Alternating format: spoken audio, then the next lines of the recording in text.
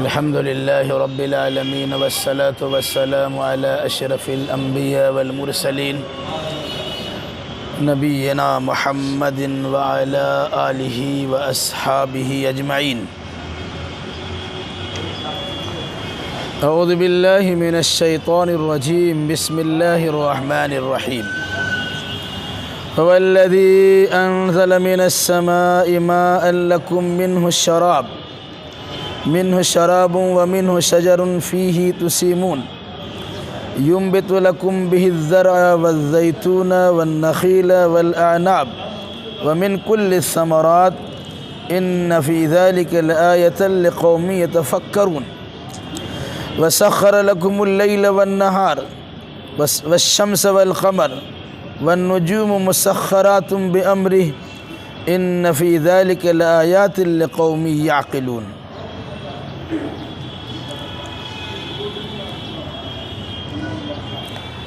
اس سے پہلے کی آیتوں میں اللہ کی بعض مخلوقات کا تذکرہ کیا گیا تھا، جس میں سب سے اہم مخلوق انسان ہے، اور پھر انسان کے فائدے کے لیے بے شمار چیزوں کو پیدا کیا گیا. جیسے کچھ چوپایا جانور ہے جس کا انسان گوشت بھی کھاتا ہے، جس کا دودھ بھی پیتا ہے، جس کی چمڑیوں اور ہڈیوں سے فیضیاب بھی ہوتا ہے. موسم سرما میں، سردی کے موسم میں بعض جانوروں کے جسم پر اگنے والے بالوں اور اونوں سے گرم کپڑا بھی تیار کر لیتا ہے. علاوہ ازیں کچھ جانور ایسے ہیں جو انسان کے لیے بار برداری کا کام کرتے ہیں، نقل و حمل کا کام کرتے ہیں، سواری کا کام کرتے ہیں، بوجھ کو ایک جگہ سے اٹھا کر دوسری جگہ تک پہنچا بھی دیتے ہیں، پھر دوسری جگہ سے ان کے گھر تک لا کے بھی رکھ دیتے ہیں وغیرہ ذالک.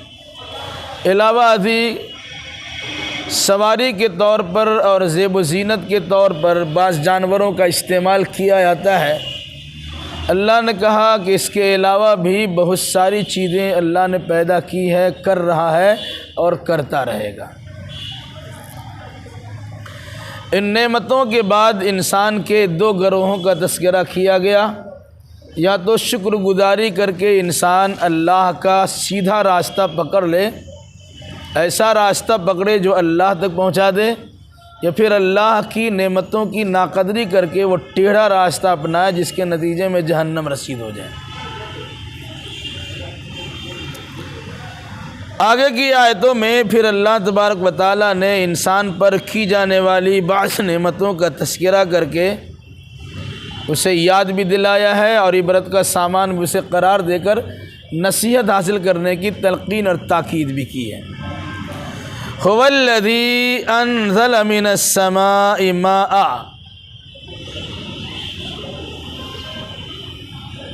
وہ وہی اللہ ہے جس نے آسمان سے تمہارے لیے پانی اتارا ہے، یعنی بارش اللہ نے اوپر سے برسایا ہے.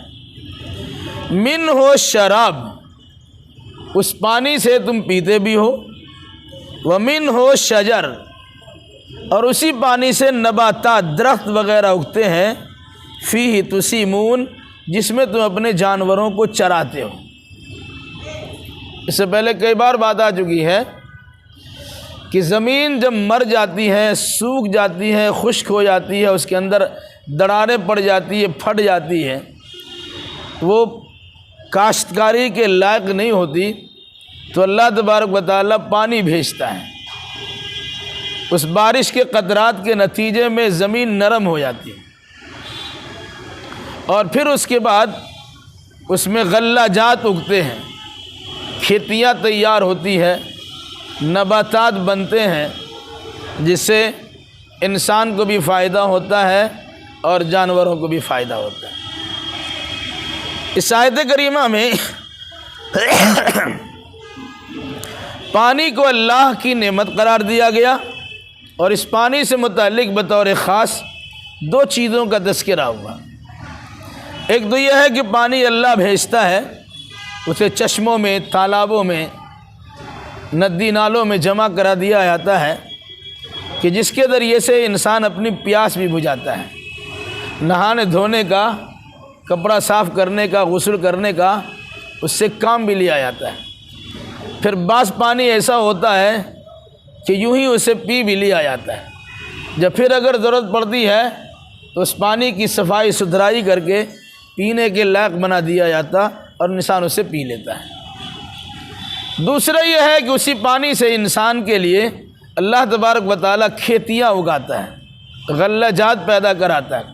پھر اس غلہ جات سے انسان بھی کھاتا ہے اور اس میں چرنے کے لیے انسان اپنے جانوروں کو چھوڑ بھی دیتا ہے۔ پھر ان جانوروں سے دودھ بھی حاصل ہوتا ہے، ان جانوروں سے گوشت بھی حاصل ہوتا ہے، ان جانوروں کی ہڈیوں اور چمڑیوں سے مختلف قسم کی منفعتیں اور فائدے بھی حاصل کیے جاتے ہیں۔ ينبت لكم به الزرع والزيتون والنخيل والأعناب ومن كل الثمرات۔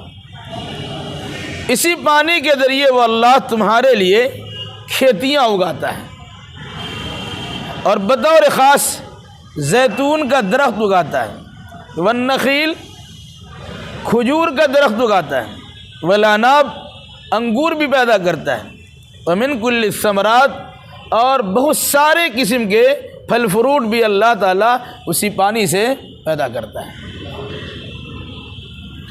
ان فی ذلک لآیۃ لقوم یتفکرون، اس میں یقیناً نشانی ہے ایسے لوگوں کے لیے جو غور و فکر کرتے ہیں۔ غور و فکر کرنے کے لیے بطور خاص اللہ تبارک و تعالیٰ نے تاکید کی ہے۔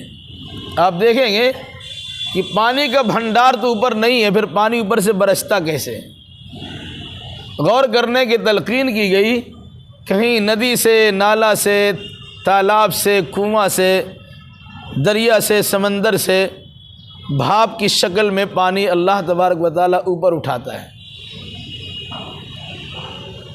پھر اس کے بعد جہاں مناسب سمجھتا ہے اس پانی سے لدے ہوئے بادل کو وہاں تک پہنچایا، ہوا کے ذریعے سے وہاں تک پہنچایا جاتا ہے، اور جہاں اللہ تبارک و تعالیٰ مناسب سمجھتا ہے وہاں کہیں ہلکا پھلکا پھوار برساتا ہے اور کہیں اللہ تبارک و تعالیٰ موسلادھار بارش برسا دیتا ہے۔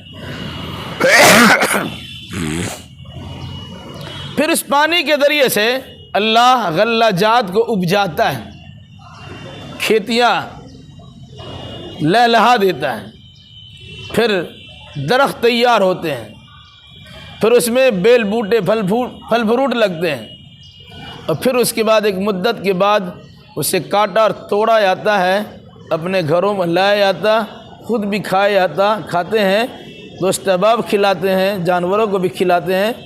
تو قرآن نے کہا اس میں تمہارے لیے عبرت کا سامان ہے بطور خاص اگر تم غور و فکر کرو گے۔ یعنی غور و فکر کرنے سے یہ اندازہ لگانا آسان ہو جائے گا کہ اللہ تبارک و تعالیٰ کی مشیت و چاہت کے بغیر ہمیں پانی کے قطرہ میسر نہیں ہو سکتا اور کھانے کا ایک لقمہ یا ٹکڑا بھی میسر نہیں ہو سکتا ہے۔ تو جس اللہ نے انسان کو ایسی نعمت سے نوازا ہے، ہمیں اس اللہ کا شکر گزار ہونا چاہیے اور اس کی بندگی میں ہمیں لگ جانا چاہیے۔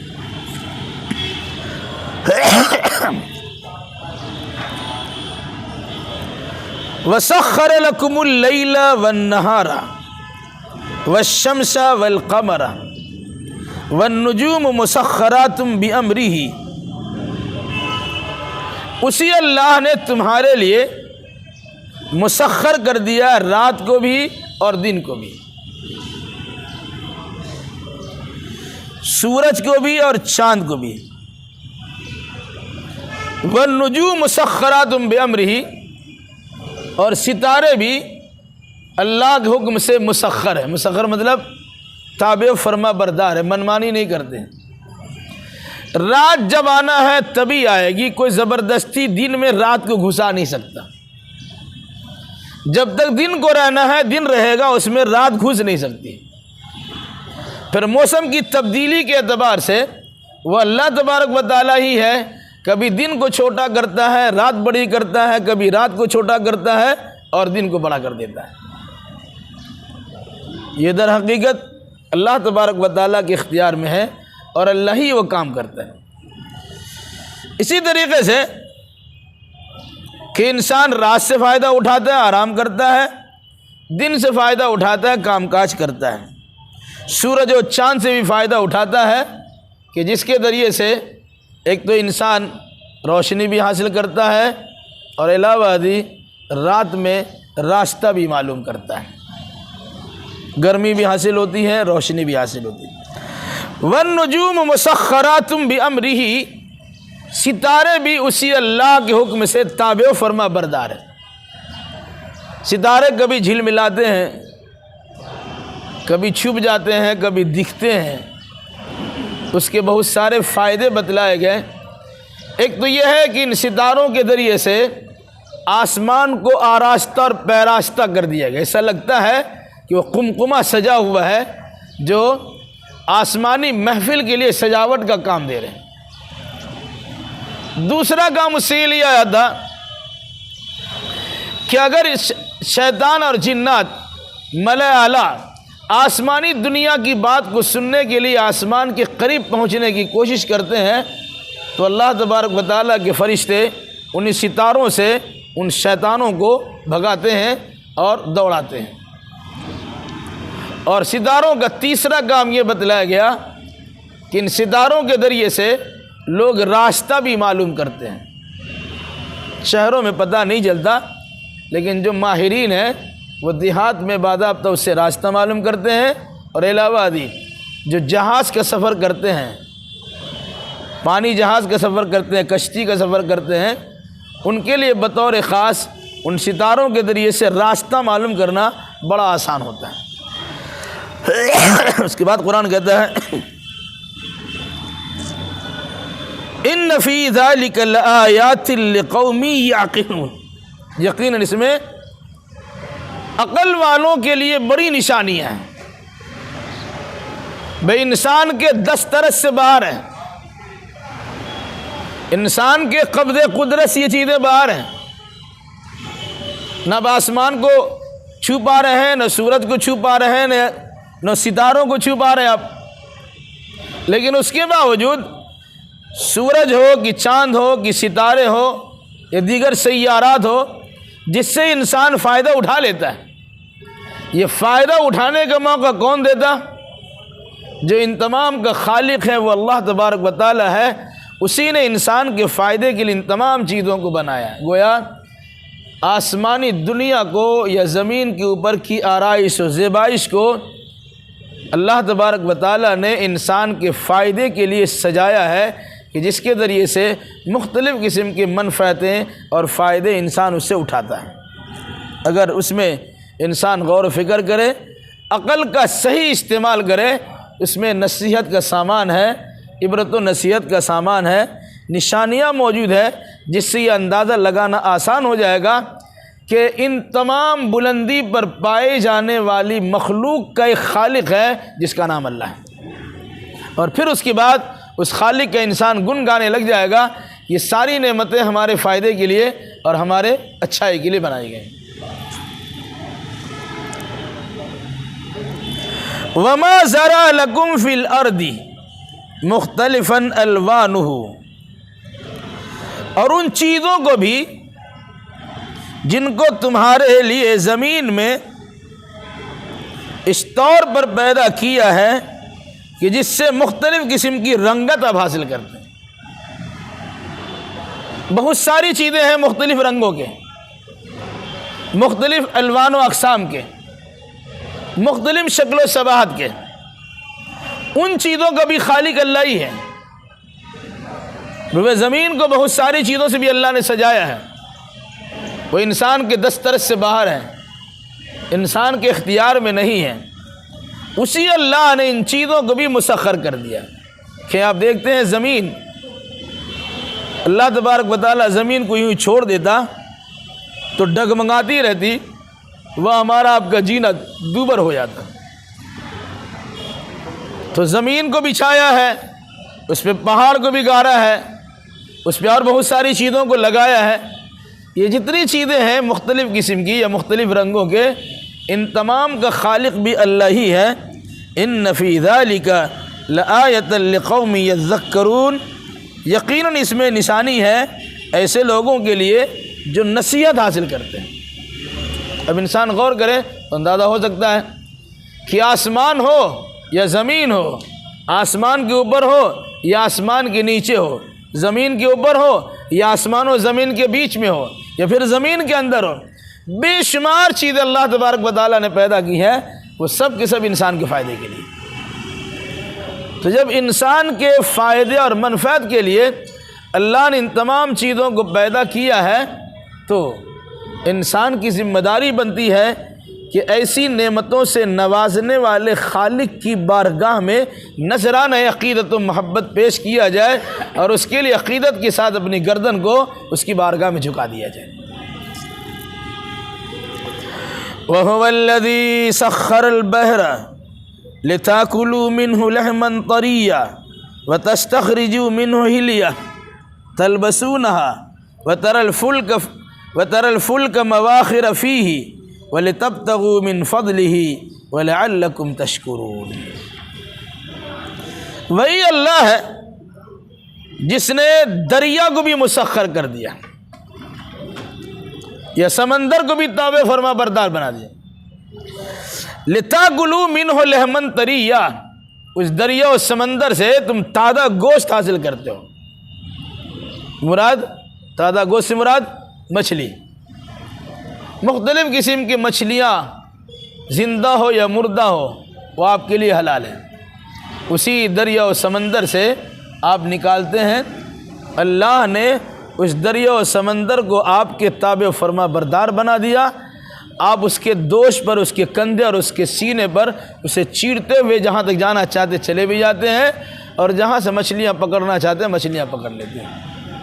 اور مچھلی نہیں ہے، وَتَسْتَخْرِجُوا مِنْهُ حِلْيَةً تَلْبَسُونَهَا، پھر اس دریا و سمندر سے تم میں زیورات نکالتے ہو جسے تم استعمال کرتے ہو۔ دیکھ لیجئے، وہیں سے موتی اور مونگے نکلتے ہیں، وہیں سے گوہر نکالے جاتے ہیں کہ جس کے ذریعے سے عورتوں کو سجایا اور بنایا جاتا ہے، سیپ اور صدف وہیں سے نکلتے ہیں کہ جسے بھی سجاوٹ کے طور پہ استعمال ہوتا ہے۔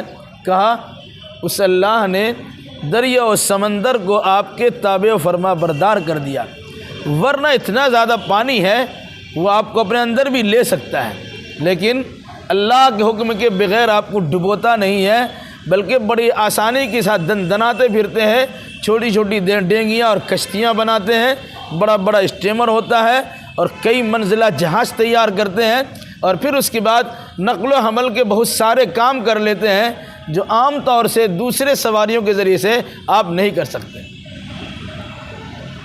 آپ کا یہ پورٹ کا علاقہ ہے، اندازہ لگائیے گا کہ باہر کے ملکوں سے کتنا وزنی سامان آتا ہے اور پانی پہ بآسانی اسے لے آیا جاتا ہے۔ کیا فرمایا اللہ نے؟ وَتَرَى الْفُلْكَ مَوَاخِرَ فِيهِ، آپ دیکھتے ہیں کشتی کو کہ وہ اس میں چیر پھاڑ کر رہی ہوتی ہے، مطلب کشتی پانی کو دو حصے میں چیرتی ہوئی وہ کشتی اور جہاز آگے کو بڑھتا چلا جاتا ہے۔ وَلِتَبْتَغُوا مِنْ فَضْلِهِ، تاکہ تم اللہ کا فضل حاصل کر سکو۔ اللہ کے فضل کی شکل آپ اس سے مچھلیاں بھی نکالتے ہیں، اس سے قیمتی جواہرات بھی نکالتے ہیں، موتی اور مونگے بھی نکالتے ہیں، علاوہ ان کشتیوں میں آپ خود سفر بھی کرتے ہیں، سامان بھی لاد کے لے آتے ہیں، وہاں سامان لاد کے لے بھی آتے ہیں، پھر اپنی منزل مقصود تک پہنچ بھی آتے ہیں۔ انسان معمولی سا تالاب میں جانے میں ڈر محسوس کرتا ہے، جبکہ وہ تھوڑی دور کے فاصلے پر اس کے کنارے معلوم ہوتے ہیں۔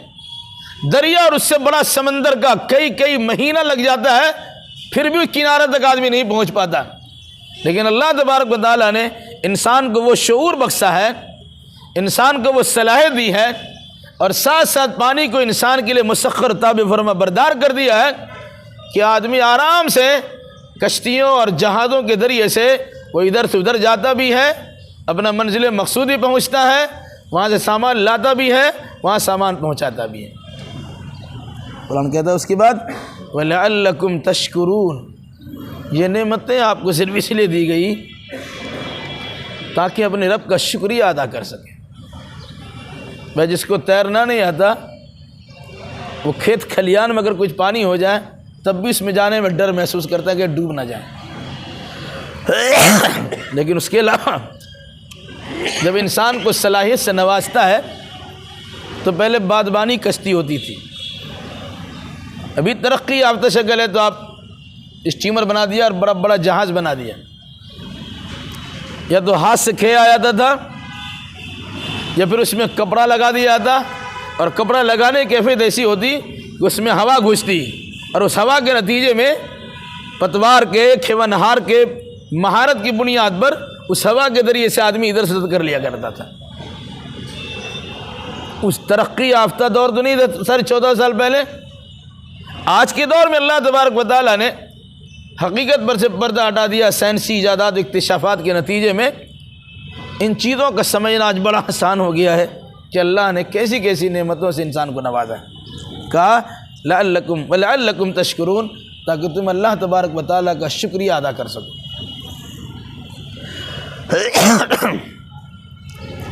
وَأَلْقَى فِي الْأَرْضِ رَوَاسِيَ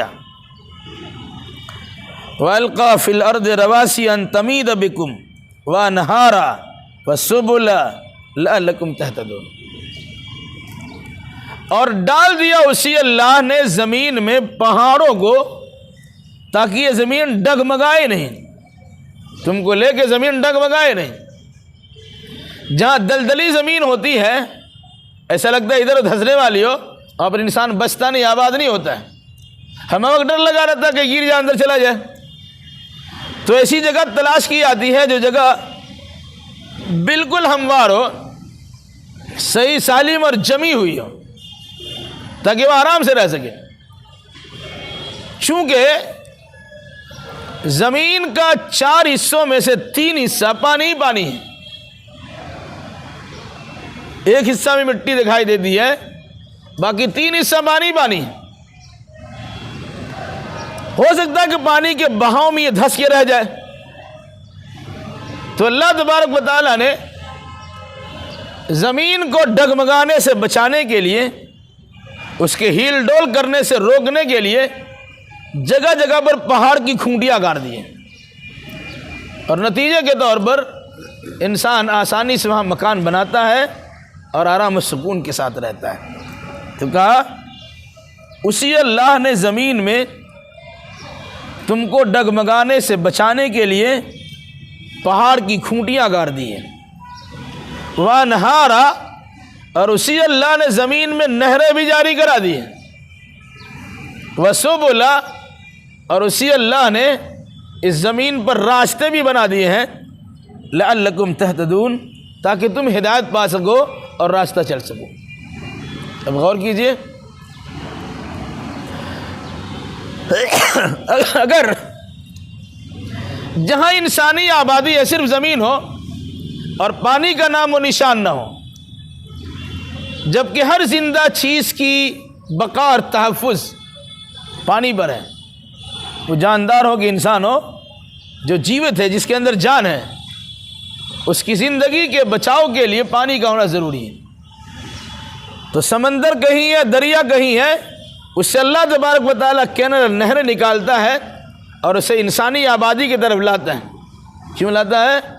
کہ اس کے ذریعے سے پانی لیا جائے اور پانی کے مختلف قسم کا استعمال بھی کیا جائے۔ علاوہ ازیں اس زمین پر اللہ تبارک و تعالیٰ نے سڑکیں اور راستے بنا دیا، اور دیکھ لیجیے جگہ جگہ پہ راستے بنے ہوئے ہیں۔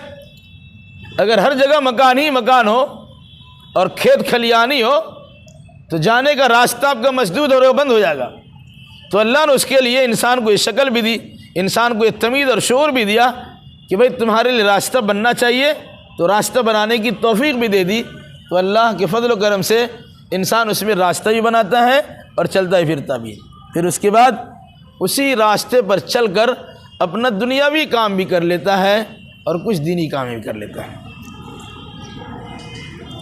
وعلامات ومن نجم ہم یہتدون، اور پھر بہت ساری نشانیاں بنائی ہیں، اور ستاروں سے انسان راستہ بھی معلوم کرتا ہے۔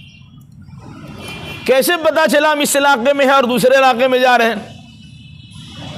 بے راستہ میں سنگ میل بنایا جاتا ہے،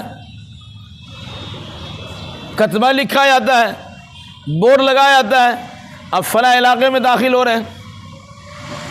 تو یہی نشانیاں ہیں، پہلے لکھنے لکھانے کا نہیں ہے، تو انسان کسی درخت کو اپنا پہچان بنا لیا، یا اس کے علاوہ کہیں زمین ابڑی کھبڑی ہے تو اس کو پہچان بتلا دیا کہ یہاں سے فلاں مڑنا ہے اور دائیں مڑنا ہے، سیدھا جانا ہے۔ تو کہ اللہ تبارک و تعالیٰ نے جگہ جگہ پر نشانی کے طور پر کچھ اسباب بھی پیدا کر دیے جسے تم علاقے کو پہچان لیتے ہو۔ اب دریائی سفر ہے اور سمندری سفر ہے، اللہ نے وہ شعور بخشا ہے کہ جس سے اندازہ لگا لیتا ہے کہ ہم کس علاقے میں جا رہے ہیں اور کس سمت میں ہمارا پہنچ ہو رہا ہے۔ تو کہا اللہ نے وَبِالنَّجْمِ هُمْ يَهْتَدُونَ، ستاروں سے لوگ راستے بھی معلوم کرتے ہیں۔ ستاروں کی کیفیات سے انسان کا راستہ ملتا ہے کہ ہم کس سمت میں جا رہے ہیں، وہاں سمت کا پتہ چلتا ہے، اتر پورب دکن اور مشرق و مغرب کا بھی پتہ چل جاتا ہے، اور پھر کس علاقے میں آپ جا رہے ہیں اس کا بھی عطا پتہ مل جاتا ہے۔ پھر فرمایا اللہ نے أَفَمَن يَخْلُقُ كَمَن لَّا يَخْلُقُ أَفَلَا تَذَكَّرُونَ، تو کیا وہ جو پیدا کرتا ہے اس کی طرح ہے جو پیدا نہیں کرتا؟ أَفَلَا تَذَكَّرُونَ، تم نصیحت کیوں نہیں حاصل کرتے ہو؟ ان ساری چیزوں کا جو تذکرہ کیا گیا وہ اللہ کی پیدا کرتا ہے، اور انسان اللہ کو چھوڑ کر کسی غیر سے رشتہ ناطہ جوڑتا ہے، وہ خود پیدا شدہ مخلوق ہے۔ مطلب کیا ہوا؟ اللہ ہمیں رہنمائی کرتا ہے کہ تم خالق کی معرفت اور اس کی پہچان حاصل کرو، لیکن ہمارا حال یہ ہے کہ ہم خالق تک پہنچنے کی کوشش نہیں کرتے اور مخلوق ہی میں گم ہو کے رہ جاتے ہیں۔ تو اللہ نے فرمایا کیا وہ جو پیدا کرتا ہے اور جو پیدا نہیں کرتا دونوں برابر ہیں؟ چاہے ہم نے فرشتے کو معبود بنا لیا، چاہے جنات کو معبود بنا لیا، یا شجر حجر پتھر کو معبود بنا لیا، یا شمس و قمر چاند سورج کو معبود بنا لیا، یا دھرتی اور زمین کو معبود بنا لیا، یہ سب کی سب مخلوق پیدا شدہ چیزیں ہیں، یہ تو اپنی پیدائش میں خود محتاج۔ جب اللہ تبارک و تعالیٰ پیدا نہ کرے یہ چیزیں پیدا نہیں ہو سکتی ہے، تو تم نے ان مخلوقات کو خالق کے برابر ٹھہرا دیا، یہ کیسے ہو سکتا ہے؟ اس لیے قرآن نے کہا افلا تذکرون، تم نصیحت کیوں نہیں حاصل کرتے ہو؟ ان چیزوں کو اللہ نے پیدا کیا، عبادت کے لائق اللہ ہے، اور یہ چیزیں پیدا شدہ ہے، یہ کبھی عبادت کے لائق نہیں ہے، بلکہ یہ بھی اللہ ہی کی بندگی کرتے ہیں، چاہے انسان ہو، چاہے جنات ہو، چاہے کوئی بھی ہو۔ وَإِن تَعُدُّوا نِعْمَةَ اللَّهِ لَا تُحْصُوهَا، اگر تم اللہ کی نعمت کو گننا چاہو تو نہیں گن سکتے ہو۔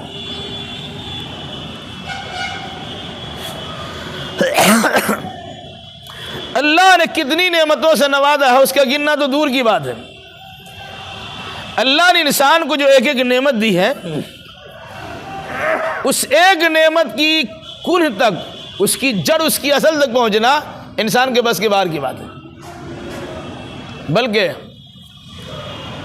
انسان کے جسم میں بعض ایسی نعمت ہے کہ اس نعمت کی گنتی آپ کرنا چاہے تو نہیں کر، حالانکہ ایک نعمت ہے۔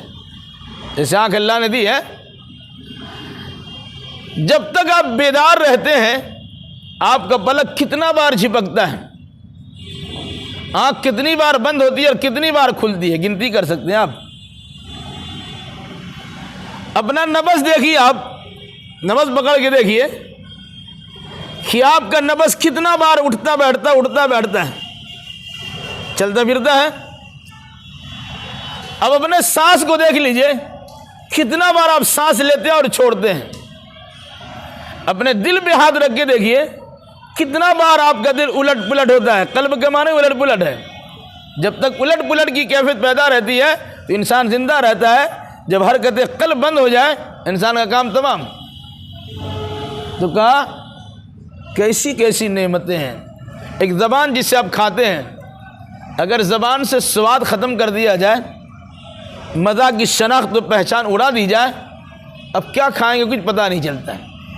اللہ نے زبان میں کتنے ریشے رکھے ہیں، کبھی دوربین لگا کے دیکھ لیجیے۔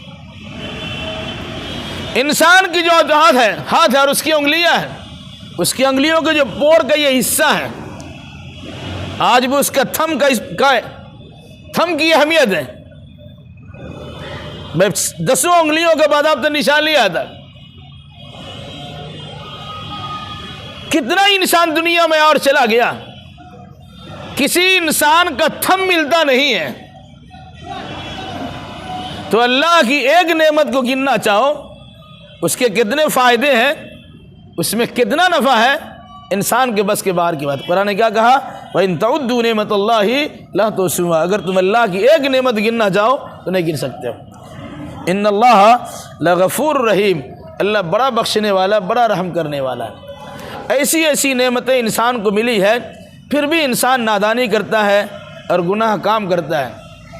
لیکن انسان کو بتلایا گیا اگر تم سے غلطی ہو جاتی ہے تم اللہ کی بارگاہ میں توبہ استغفار کرو، اللہ بڑا بخشنے والا ہے، اللہ رحم و کرم کرنے والا بھی ہے۔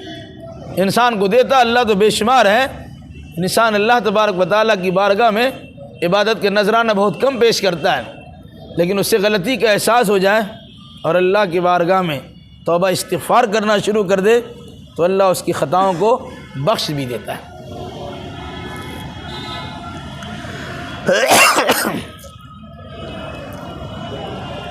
واللہ یعلم ما تسرون وما تعلنون، اللہ جانتا ہے ان تمام چیزوں کو جسے تم چھپاتے ہو اور جس کو تم ظاہر کرتے ہو۔ ہر انسان کے ساتھ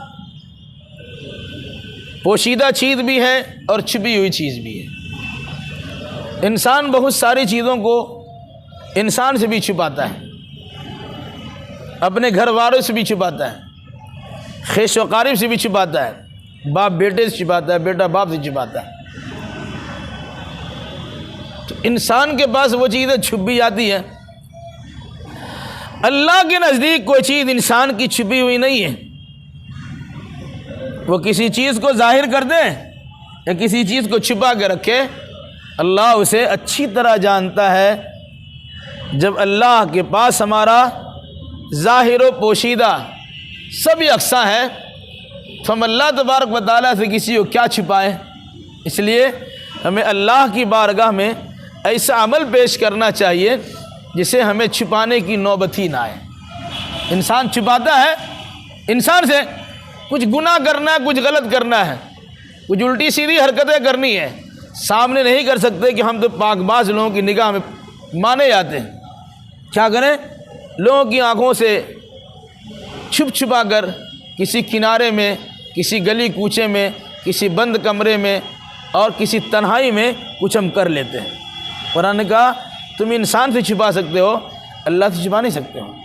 اس نے فرمایا والذین واللہ یعلم ما تسرون وما تعلنون، اللہ جانتا ہے ان تمام چیزوں کو جسے تم چھپاتے ہو اور ان تمام چیزوں کو بھی جانتا ہے جنہیں تم ظاہر کرتے ہو۔ جب اللہ کی ہماری چھپی ہوئی چیز بھی اور ظاہر چیز بھی اللہ کے علم میں موجود ہے تو ہمیں کچھ ایسا عمل نہیں کرنا چاہیے جسے لوگوں سے چھپانے کی نوبت آ جائے، کیونکہ وہ اللہ کے سامنے ہے اور اللہ اسی مناسبت سے فیصلہ کر دے گا۔ تو بے انتہا نعمتوں سے اللہ نے ہمیں نوازا ہے، ان نعمتوں کا تذکرہ کر کے بار بار انسان سے کہا گیا یہ تمہارے لیے عبرت کا سامان ہے، اس سے نصیحت حاصل کرو۔ بار بار کہا گیا اللہ کی شکر گزاری ادا کرو، کہ انسان جب شکریہ ادا کرتا ہے اللہ ان نعمتوں میں اضافہ کرتا ہے، اور اگر انسان ناشکری کرتا ہے تو اپنی نعمت کی ناقدری اللہ تبارک و تعالیٰ دیکھنا گوارا نہیں کرتا، نعمت چھین لیتا ہے اور بندوں کو عذاب سے دوچار کر دیتا ہے۔ اللہ ہمیں اور آپ کو جملہ مسلمانوں کو کتاب و سنت کی روشنی میں عقیدہ و اعمال بجا لانے کی توفیق مرحمت فرمائیں۔